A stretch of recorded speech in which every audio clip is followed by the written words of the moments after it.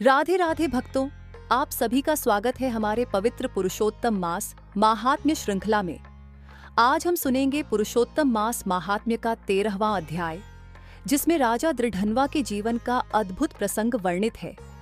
कैसे एक राजा को वैभव के बीच वैराग्य का ज्ञान हुआ, कैसे एक रहस्यमयी तोते के वचनों ने उसके जीवन की दिशा बदल दी, और कैसे भगवान पुरुषोत्तम की कृपा से आत्म कल्याण का मार्ग मिला। आइए इस पावन कथा का श्रवण करते हैं। राधे राधे पुरुषोत्तम मास महात्म्य 13वां अध्याय। आर्षि कहने लगे, हे सूत जी, राजा दृढ़न्वा को पुरुषोत्तम भगवान की सेवा करने से राज्य, पुत्र, पौत्र तथा पतिव्रता स्त्री कैसे प्राप्त हुई, और उन्हें वह परम दुर्लभ लोक कैसे मिला, जिसे बड़े बड़े योगी भी कठिनता से प्राप्त करते हैं। कृपा करके इस पवित्र इतिहास का विस्तार पूर्वक वर्णन कीजिए।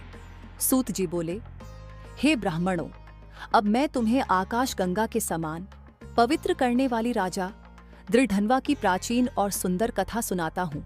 है देश में चित्रधन्वा नाम के एक प्रसिद्ध राजा राज्य करते थे। उनके पुत्र का नाम दृढ़धन्वा था।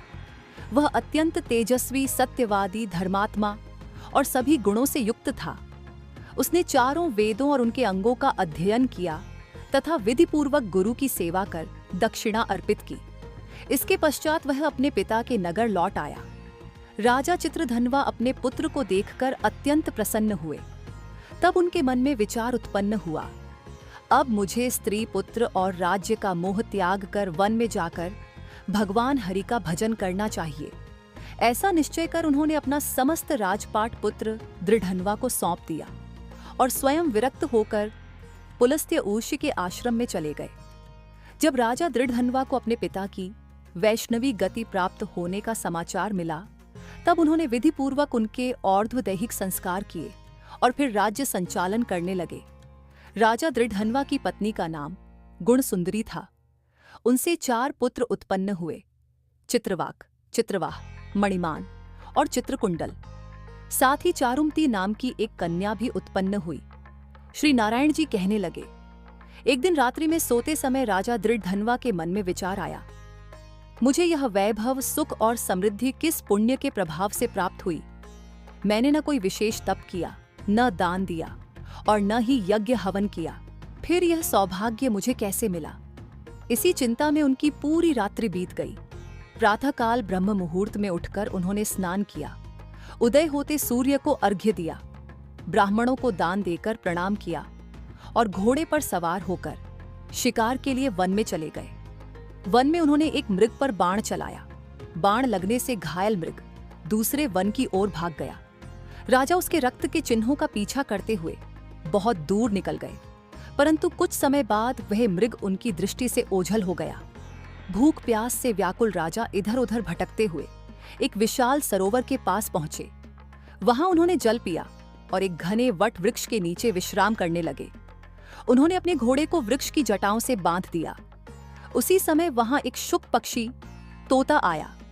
राजा को अकेला बैठा देखकर वह बार बार एक ही श्लोक बोलने लगा, तू संसार के सुखों में मोहित होकर जीवन के वास्तविक सार को नहीं समझता, फिर भवसागर से पार कैसे होगा।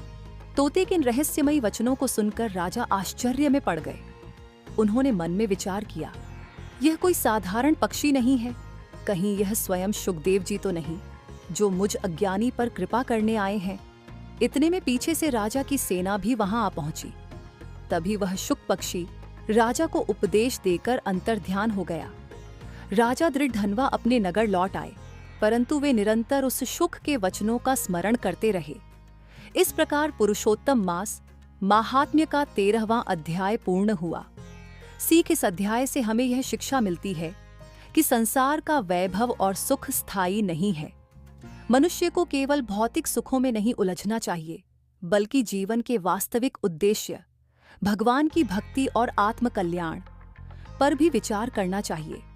भगवान कभी भी किसी भी रूप में आकर अपने भक्त को सही मार्ग दिखा सकते हैं।